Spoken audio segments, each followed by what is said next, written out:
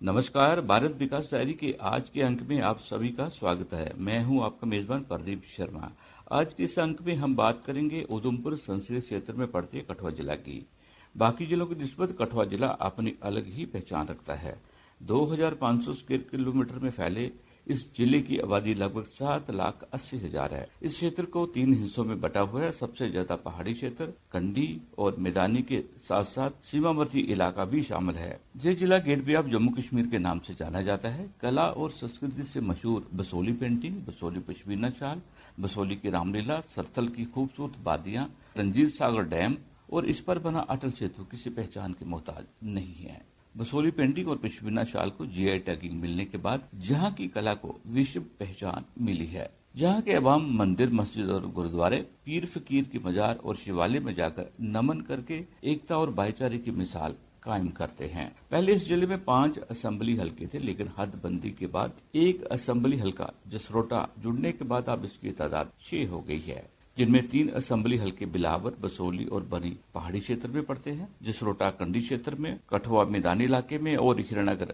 सीमावर्ती क्षेत्र में जाना जाता है। इसकी सीमाएं पंजाब, हिमाचल राज्यों के साथ साथ अंतर्राष्ट्रीय भारत पाकिस्तान सीमा के साथ मिलती है। जम्मू कश्मीर में प्रवेश करने से सबसे पहले कठुआ जिले में ही कदम रखना पड़ता है, चाहे वो रेल मार्ग हो या सड़क मार्ग। विकास के लिहाज से अगर बात करें तो रेल यातायात में राजधानी से लेकर वंदे भारत की हाई स्पीड रेलगाड़ियां इस जिले की विकास की गति को बल दे रही हैं। नेशनल हाईवे 44 के 6 लेन के विस्तारीकरण के साथ साथ दिल्ली से कटरा तक का एक्सप्रेस वे हाईवे का सड़क निर्माण कार्य इस जिले में तेजी से चल रहा है। पहाड़ी क्षेत्र से लेकर सीमावर्ती क्षेत्र तक जहां पर चौमुखी विकास हो रहा है। रंजीत सागर डैम बनने के बाद जहां के कंडी क्षेत्र को एक अलग पहचान मिलने वाली है। विकास से ये जिला मालामाल है। बिजली, पानी, सड़क, शिक्षा, सेहत सुविधा, रोजगार, बाल विकास, नारी विकास, युवा विकास, औद्योगिकरण और सैकड़ों योजनाएं जम्मू कश्मीर यूटी सरकार और केंद्र सरकार के माध्यम से चलाई जा रही है, जिसमें उधमपुर संसदीय क्षेत्र के 2 बार चुने गए सांसद केंद्रीय राज्य मंत्री डॉक्टर जितेंद्र सिंह के योगदान को अहम तौर पे माना जाता है।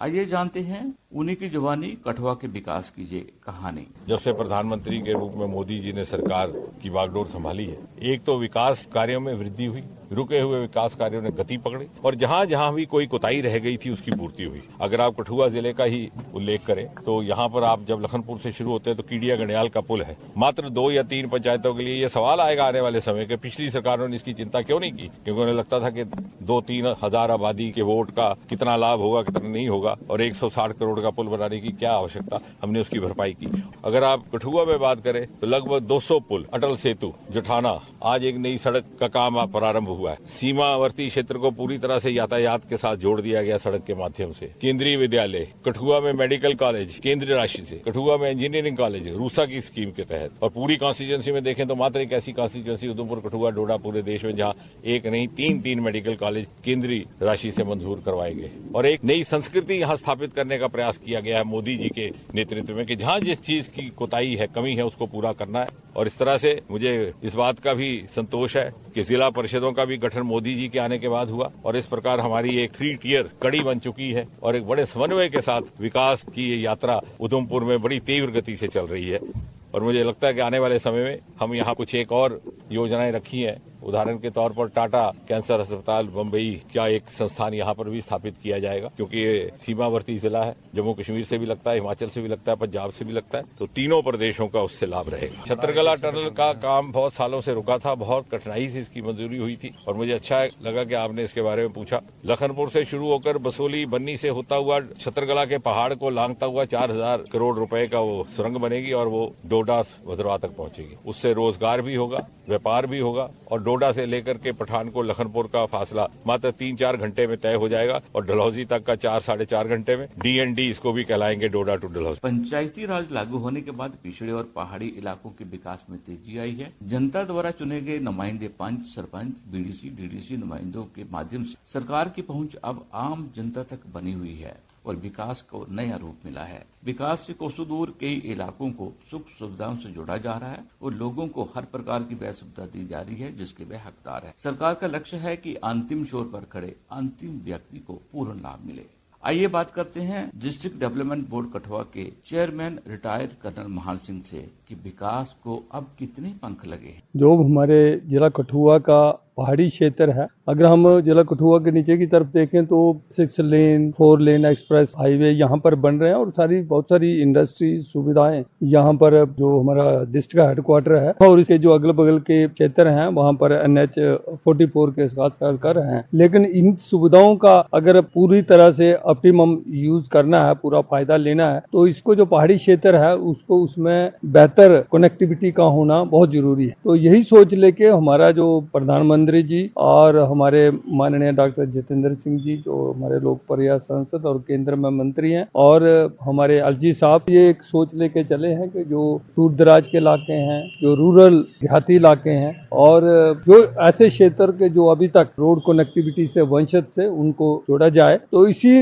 नजरिए से हमारे जो इस समय लखनपुर से थै रोड की वाइडनिंग चल रही है और उधर दयाला चक से छलें के बीच में वाइडनिंग चल रही है। ये 2 रोड तेजी से इनका काम हो रहा है। इसमें इनका जो है लोगों को चौड़ा भी किया जा रहा है और इनका जो सरफेस है फ्लैग टॉपिंग भी किया जा रहा है इनको। तो बड़ी तेजी से ये काम हो रहा है। माननीय प्रधानमंत्री ने पॉलिसियां बनाई हैं, प्रोग्राम बनाए हैं और उन प्रोग्रामों को इम्प्लीमेंट किया जा रहा है अलग अलग स्कीमों के द्वारा, और उसका जो नतीजा है आज हमारे सामने आ रहा है। चौतरफा जिले के अंदर विकास हो रहा है, सड़कें बन रही हैं, बिल्डिंगें बन रही हैं, हेल्थ इंफ्रास्ट्रक्चर बन रहा है, हमारे जो स्कूलों की बड़े मकदार पर समग्र और कैपेक्स के माध्यम स्ट्रक्चर बन रहा है और बड़े पैमाने पर 7,000 के लगभग PRI सिस्टम के माध्यम से काम हुए हैं। ये आने वाले समय में कुछ बड़े सारे काम तो पिछले जब से 370 हटा है जम्मू कश्मीर में, सही मायने में देखा जाए तो तभी विकास शुरू हुआ है। तो बड़े सारे काम हुए हैं पिछले 2.5-3 साल के अंदर, और आने वाले समय में और जब ये प्रोजेक्ट जितने भी पाइपलाइन में है जो प्रपोज्ड हैं, जब ये इम्प्लीमेंट हो जाएंगे 4-5 सालों के अंदर, ये पूरा यकीन है कि हमारा जो जम्मू कश्मीर है और खासकर हमारा जो जिला कठुआ है, इसकी तस्वीर और तकदीर पूरी तरह से बदल। कहते हैं कि लोकतंत्र की खूबसूरती तभी दिखती है जब सभी वर्गों को बराबर के हकूक मिले और किसी के साथ किसी प्रकार का कोई भेदभाव न हो, चाहे वह अमीर हो या गरीब, हिंदू हो या मुस्लिम।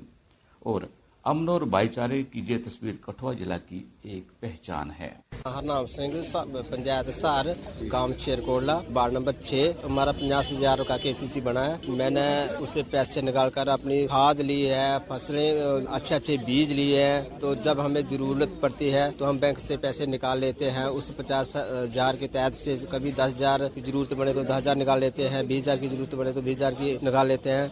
और हम खेती करते हैं। खेती में हमें बहुत फायदा हो रहा है, क्योंकि जो हम पहले हमारे पास पैसे नहीं थे तो हम खेती करते थे, हमें सही ढंग से बीज नहीं मिलते थे। अब हम अपनी मर्जी से अच्छे को अच्छा बीज जो होता है उसे हम खरीद लेते हैं और उसे बोते हैं। नाम नीलम देवी है। मैं प्रधानमंत्री की तहे दिल से धन्यवाद करती हूँ कि उन्होंने, पहले औरतें ऐसे थी बेचारी, कुछ ऐसी औरतें थी कोई 100 रुपया भी अपनी कन्या के नाम पे जमा नहीं करवा सकती थी, और प्रधानमंत्री की मैं तभी तहे दिल से करती हूँ धन्यवाद कि उन्होंने अच्छी से अच्छी स्कीम चलाई है और लोगों को 1 महीने का 1,000 रुपया बच्चे के अकाउंट में आ रहा है। बच्चों के लाडली बेटी के अकाउंट खुला रहे हैं। जब बड़ी हो जाएंगी तो अपनी पढ़ाई पे लाएंगी पैसे, कुछ अपने विवाह पे लाएंगी, शादी पे लाएंगी, कुछ अपने जैसे भी उनकी होगी वैसे ही वो चलाएंगे। लेकिन काफी लोग खुश हैं।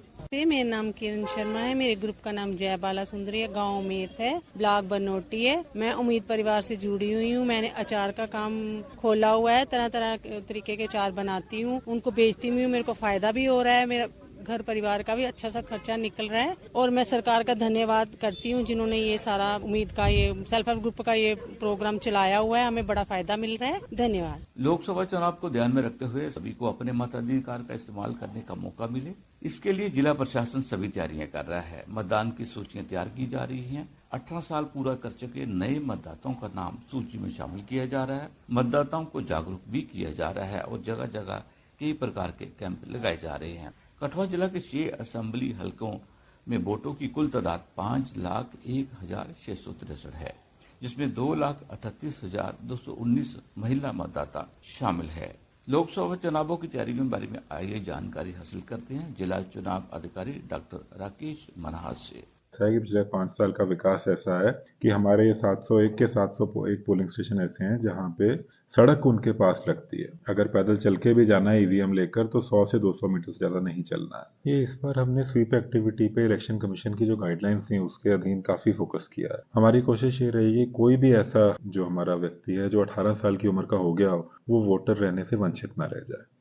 हमने जगह जगह पे हर कॉलेज में, हर स्कूल में, हर एजुकेशनल इंस्टीट्यूट में अपने कैंप लगाए हैं। वहाँ पे हमारी वोटर अवेयरनेस वाली गाड़ियां गई हैं। हालांकि ये है कि आज की डेट में जो हमने एक स्वीप अवेयरनेस कैंपेन शुरू किया था जहाँ पे हमने ईवीएम हर भी पोलिंग स्टेशन में वहाँ भेजने थे, 701 में से 650 पोलिंग स्टेशन ऑलरेडी कवर हमने उसके अंदर कर लिए। और इसमें सबसे खुशी की बात यह है कि इसमें हमारा यंग जो बच्चे हैं उनका बहुत अच्छा पार्टिसिपेशन इसमें रहा। एक हमने नई स्कीम यहाँ पे कैंपस एम्बेसडर लगाने की शुरू करी है जिसमें कि जो स्कूल कॉलेज के जो यंग छात्र हैं जो अभी 18 साल के हुए हैं वो वोटर अवेयरनेस के लिए उनको हम अपने वोटर एम्बेसडर लगाएंगे। तो उनको सामने लाकर उन्हीं को हम लोग जो है इलेक्शन मैस्कॉट बना के वोटिंग के लिए उनको प्रेरित भी करेंगे और वो बाकी लोगों को भी आगे जाकर हमारा भी सावधान वो करेंगे, साथ देंगे और बाकी लोगों को भी वो जो है वोटिंग के बारे में बताएंगे। अब सबसे पहली चीज हमने ये करी है कि हमारे हर पोलिंग स्टेशन में एक गाइडलाइंस के हिसाब वाला रैंप हो ताकि एक व्हीलचेयर वाला व्यक्ति खुद रेलिंग को पकड़ के वहां पे ऊपर जा सके। दूसरी चीज ये है कि अगर कोई डिसेबल्ड जो स्पेशली एबल्ड वोटर हम बोलते हैं, जो हमारे स्पेशली एबल्ड वोटर्स हैं, उनको अगर घर पे भी वोटिंग करनी हो तो उनके लिए स्पेशल डेजिग्नेशन देके पहले से उनको हम लोग करेंगे ईयरमार्क और घर पे जाके उनकी वोटिंग कराई जाएगी। और मैं सबको यही बोलता हूँ कि निश्चिंत रहें, फ्री एंड फेयर इलेक्शन कराने में डिस्ट्रिक्ट कठुआ का हर व्यक्ति, हर प्रशासन का हर यही डायरेक्शन में हम लोग लगे हैं कि बिल्कुल free, fair and transparent election हो, किसी को कोई तंगी नहीं आए और इस इलेक्शन को हम एक त्योहार की तरह, फेस्टिवल ऑफ डेमोक्रेसी है उसकी तरह सेलिब्रेट करके एक अच्छे तरीके से वोटिंग को हम लोग करा सकें। मेरा पहला वोट विकसित देश के लिए, मेरा पहला वोट देश के लिए। युवा वोट देश की शान है, मतदान करें और विकसित भारत की नींव को मजबूत करें। लोकतंत्र की शान है, भारत देश महान है। हम भाग्यवान हैं कि हम लोकतंत्र देश की पहचान है। चलते चलते एक बार फिर से आपसे अपील करना चाहूंगा कि अपना वोट बनाएं और मतदान करने के लिए जरूर जाएं। आपको ये कार्यक्रम कैसा लगा? अपनी राय rnjammu@gmail.com पर लिखकर जरूर दें। आप सुनते रहिए आकाशवाणी के कार्यक्रम और अपने मेजबान प्रदीप शर्मा को दीजिए इजाजत। जय हिंद।